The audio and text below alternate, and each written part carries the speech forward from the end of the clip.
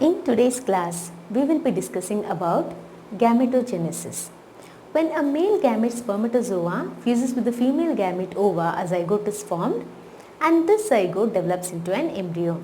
So in today's class, we will be discussing about gametogenesis, which is a process involved in formation of gametes.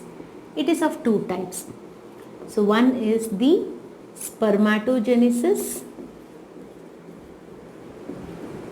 and the other is the oogenesis.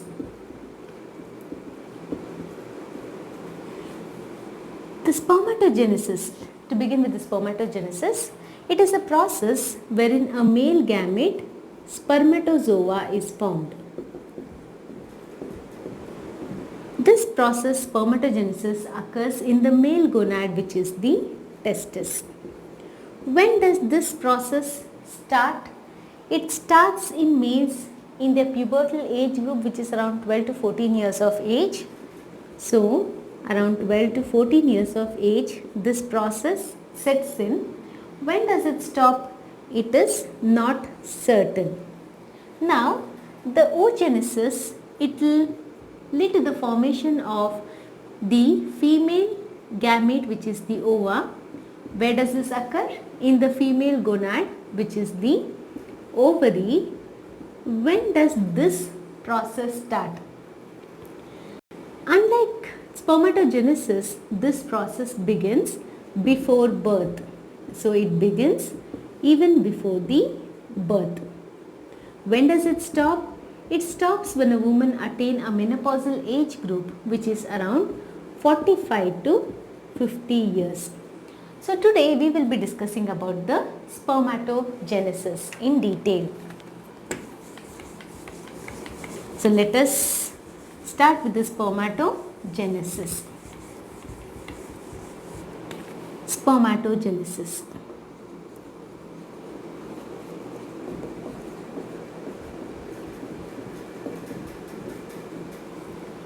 Now, as already discussed, spermatogenesis forms a male gamete spermatozoa. The gametes are directly derived from the germ cells. So, we will discuss about the germ cells. We will see from where these germ cells are formed and how they reach the gonad to form the gametes.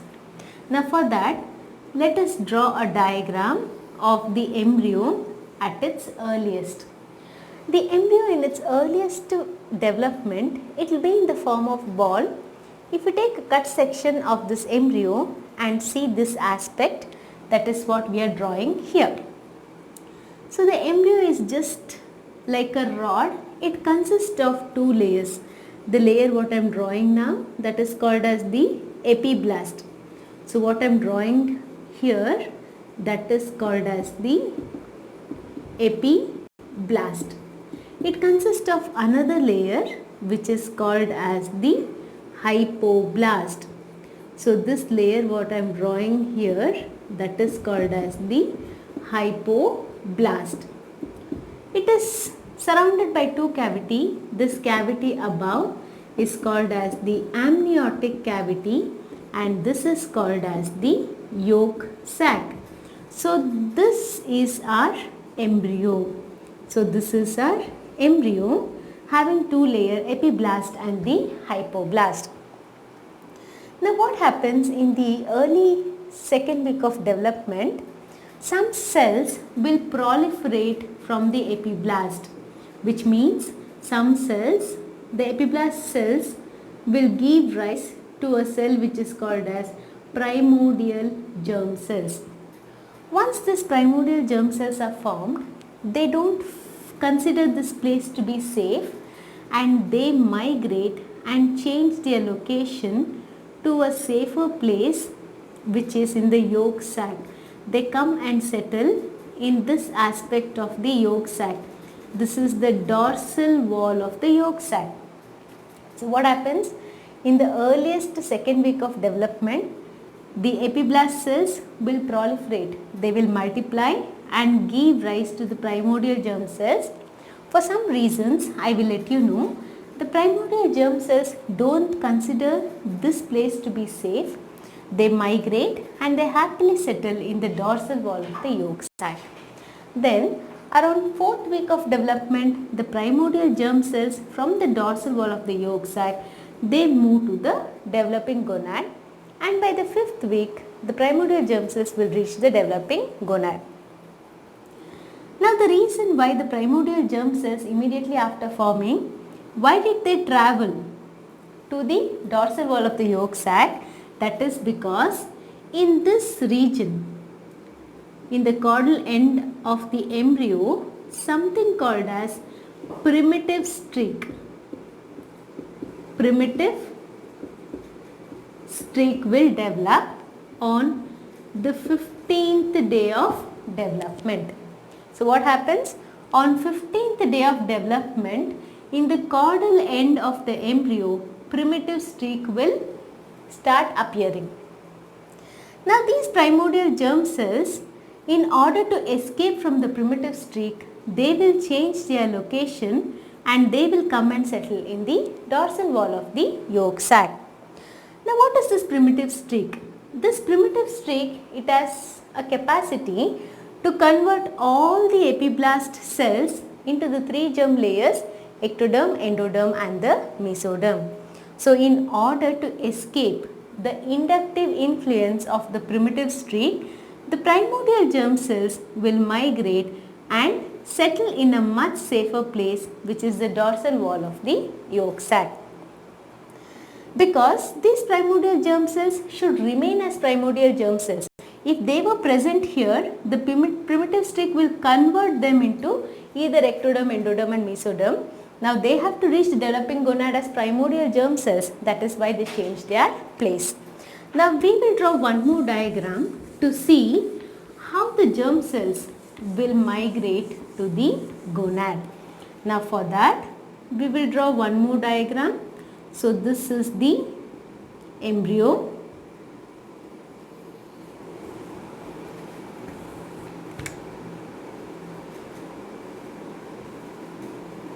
Allantoic diverticulum. Now what I am drawing here, that is the embryo. As you all know, this is the amniotic cavity and this is the yolk sac. Now we also know that the primordial germ cells had happily settled in the dorsal wall of the yolk sac. Now this is the embryo, this is the posterior abdominal wall of the embryo. So the gonads develop within the posterior abdominal wall of the embryo.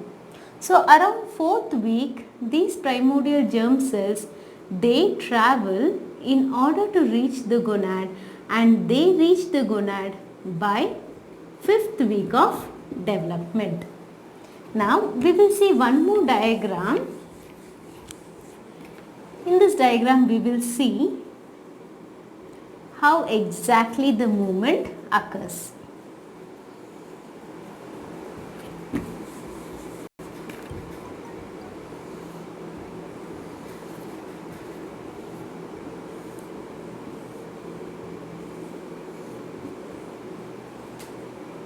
So what I am drawing now is the development of the gonad. So how the gonads develop in the posterior abdominal wall. So this bulge here, this is the gonad. This is the anterior abdominal wall of the developing embryo and this is the posterior abdominal wall of the developing embryo. The gonads develop within the posterior abdominal wall of the developing embryo. Now what happens? We are drawing the gut of the embryo. So this is the gut, this is the allantoic diverticulum, and we all know that the gut is suspended by the posterior abdominal wall by dorsal mesentery. So what we are drawing now is the dorsal mesentery. Now we will see how the germ cells will reach the gonad. As already discussed, at 4th week of development, the germ cells start their journey and it is via the dorsal mesentery they will reach the gonad. Now these primordial germ cells, they move by amoeboid movement, and as they are moving in the dorsal mesentery, they divide mitotically. Now the gonad at this stage doesn't know if it has to develop into a testis or a ovary.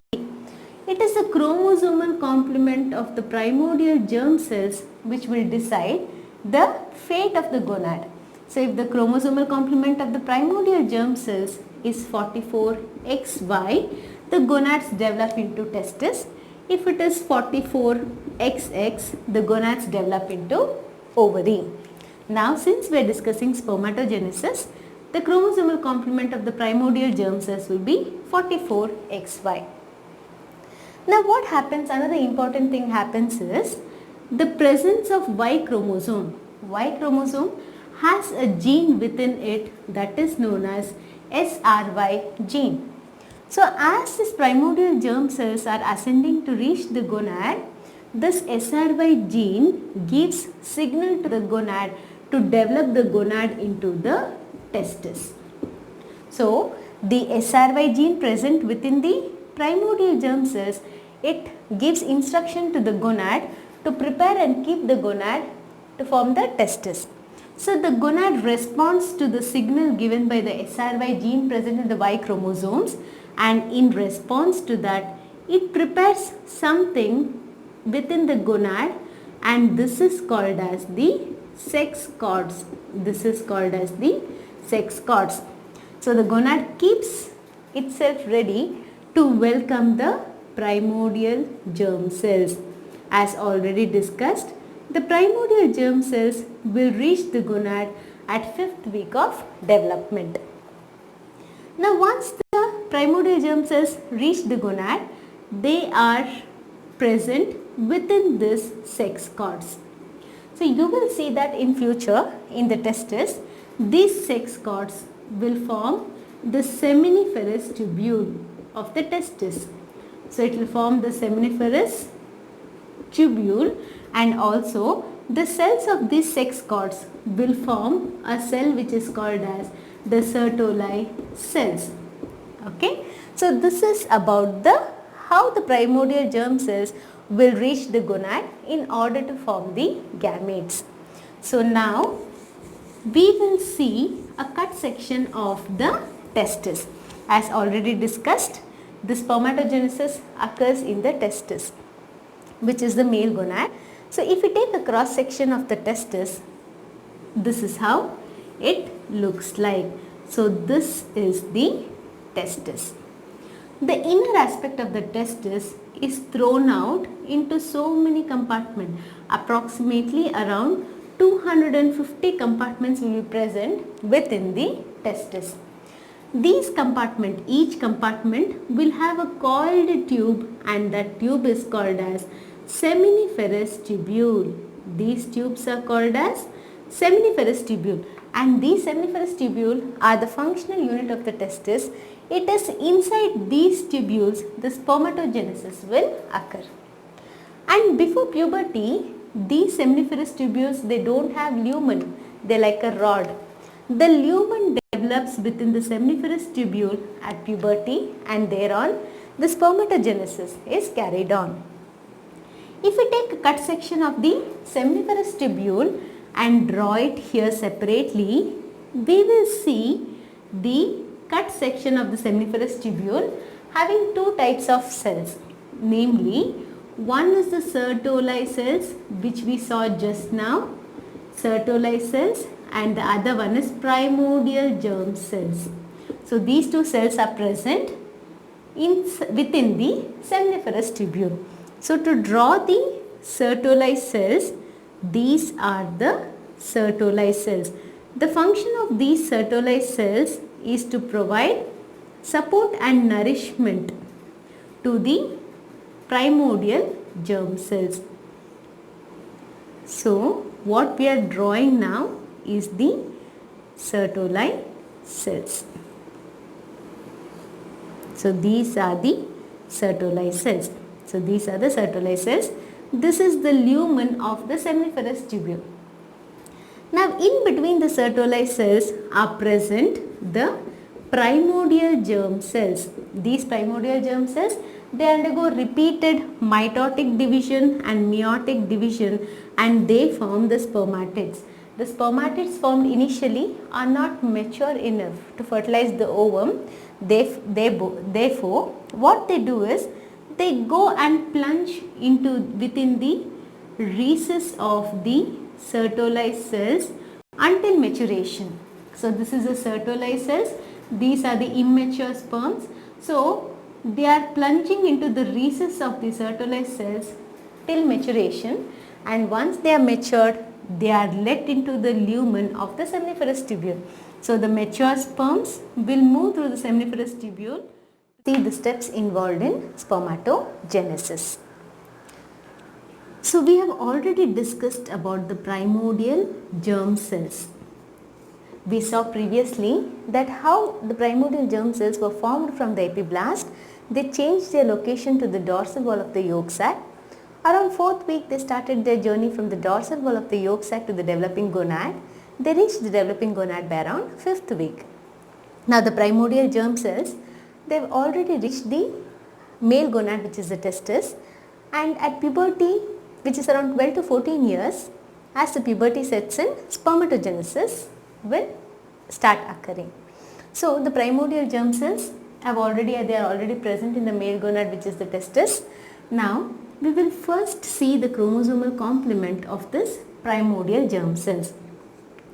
So there are 46 total chromosomes, of which 23 is maternal and 23 will be paternal chromosomes.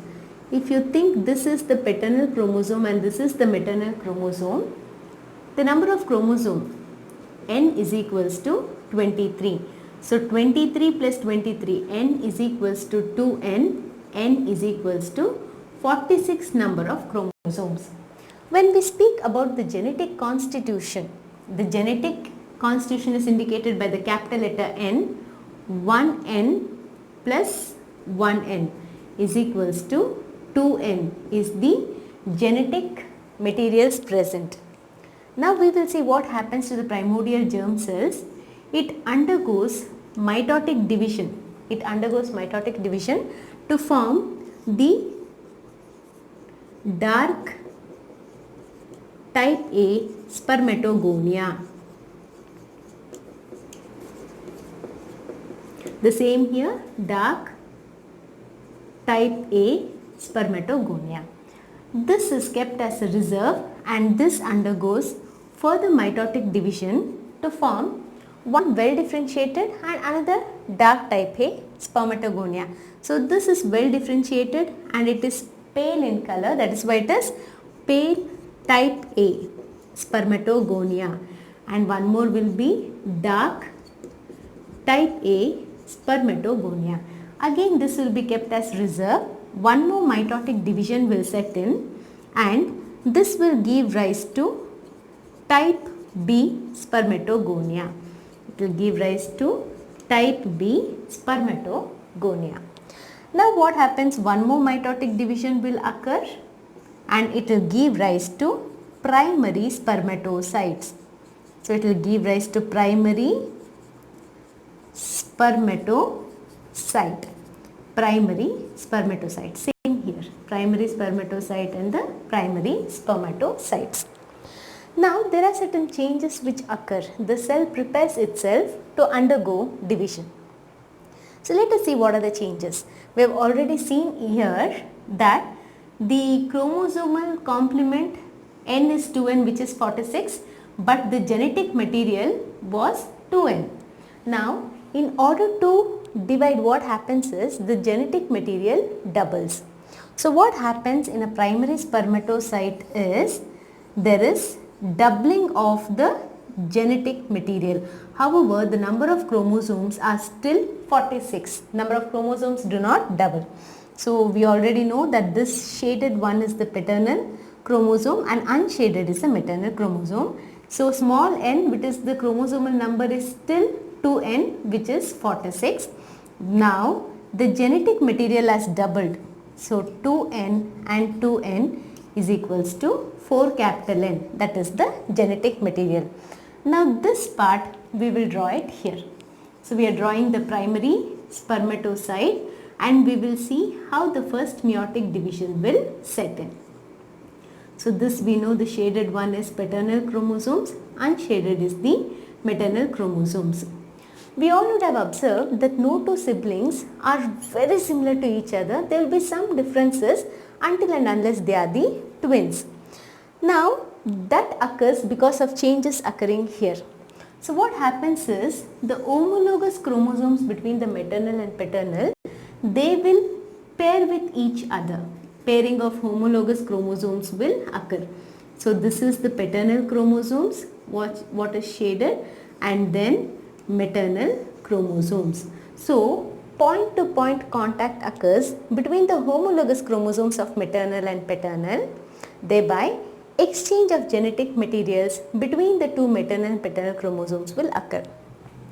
So this point to point contact, that is known as chiasmata. So that is called as the chiasmata.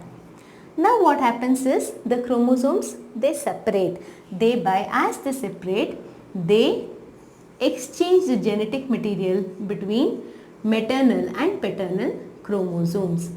So we can see here that the genetic material will be exchanged between the maternal and paternal chromosomes.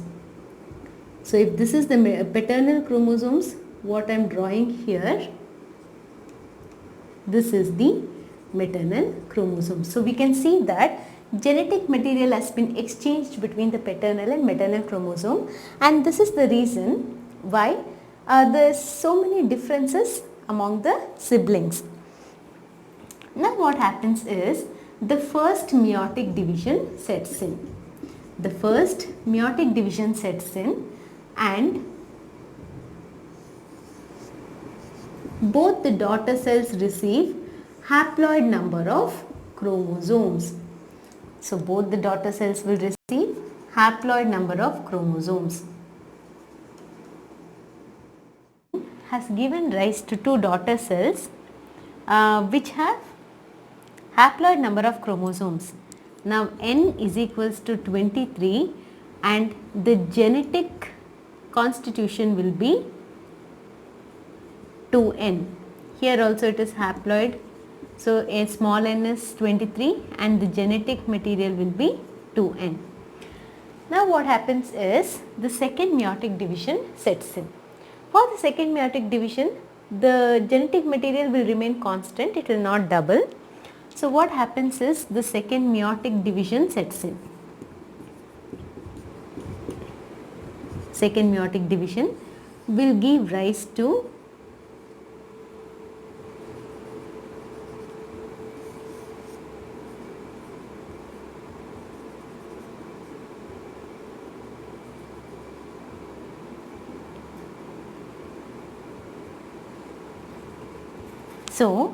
the second meiotic division will give rise to secondary spermatocyte. It will give rise to the spermatid.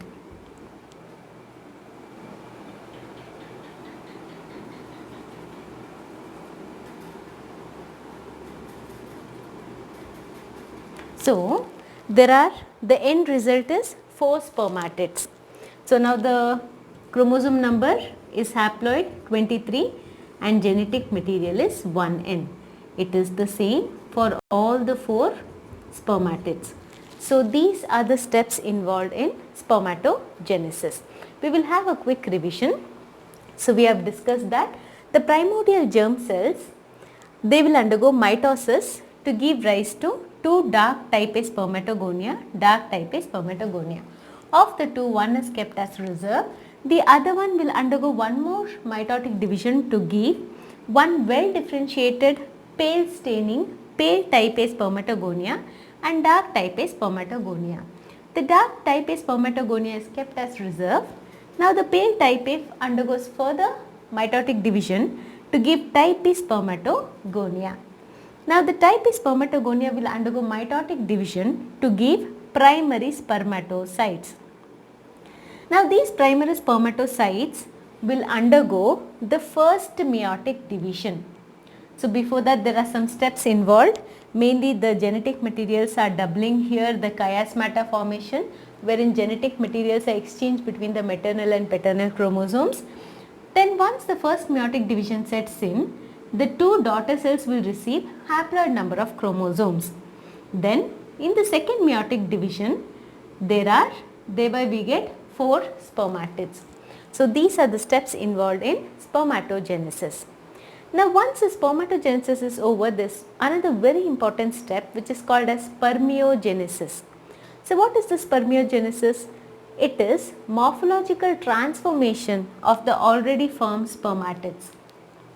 So what happens is, the spermatids should gain all the capacity and they should change morphologically in such a way that they should have the capacity to fertilize the ovum. So they undergo some morphological transformation and that process is known as spermiogenesis. We've already seen a cell which is called as Sertoli cells. So the freshly formed spermatids, they go and plunge themselves into the recesses of the Sertoli cells, and thereby once matured they are released into the lumen of the seminiferous tubule. Now we will see the steps involved in spermiogenesis.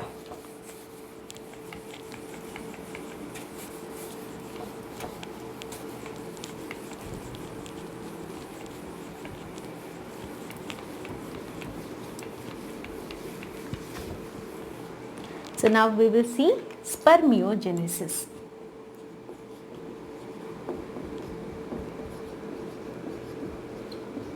So as already discussed, it's a process wherein the spermatids undergo morphological transformation so that they get all the capacity to fertilize the ovum.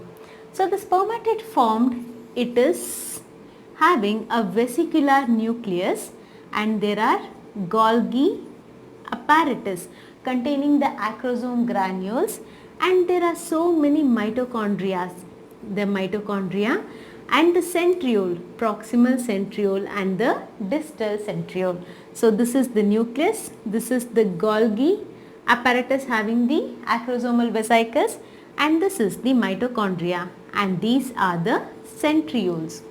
Now what happens is, the modifications further occur and the nucleus, condensation of the nuclear material occurs in order to prevent damage to the genetic material. Further what happens is, the Golgi apparatus, they will join with each other and it will form the acrosome vesicle which will cover the anterior 2/3 of the nucleus, and thereby it will form an acrosomal cap. It will form an acrosomal cap over the nucleus. Then you have the mitochondria which is in the sides. Then this is the proximal centriole, distal centriole. From the distal centriole an axial filament will arise. So we have the axial filament from the distal centriole. Now what happens is, most of the cytoplasm from the spermatid has to be extruded.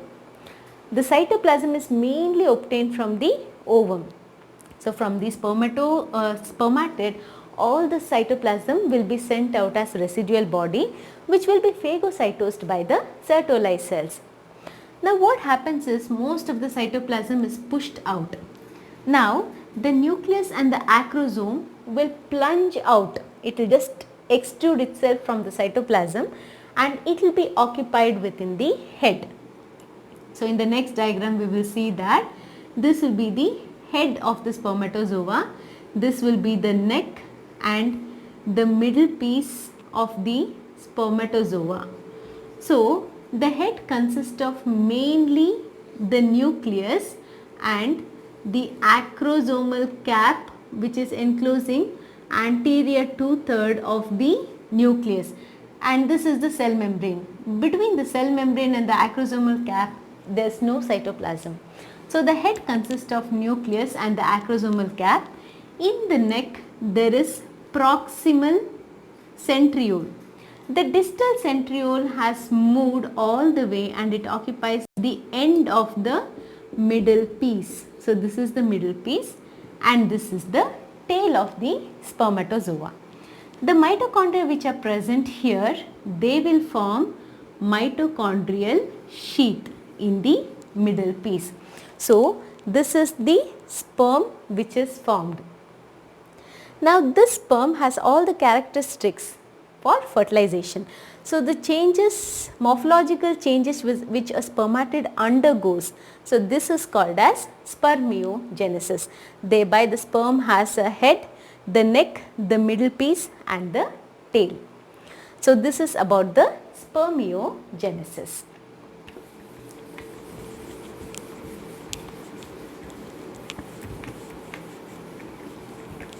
So with this we finish the spermatogenesis, and in the next class we will be discussing about the oogenesis. Thank you so much for watching this.